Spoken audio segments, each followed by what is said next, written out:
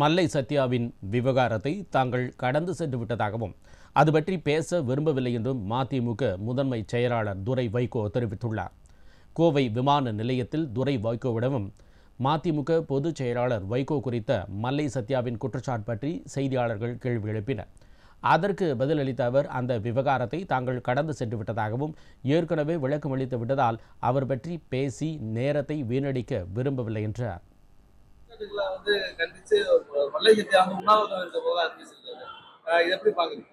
நாங்க அது கிட்டத்தட்ட அது கடந்து போயிட்டாங்க. நாங்க அவரை பத்தி எனக்கு பேசுறதுக்கு எனக்கு இன்ஃபேக்ட் என்ன திறந்தாழ்த்திக்கல விரும்பவில்லை. கடந்து செல்வோம். எல்லா இயக்கத்திலும் வர்றதா ஒரு காலகட்டத்தில் கருத்து வேறுபாடு வரும், மறுபடியும் வெளியே போன உள்ள வர்றதுக்கு வாய்ப்புகள் இருக்கு.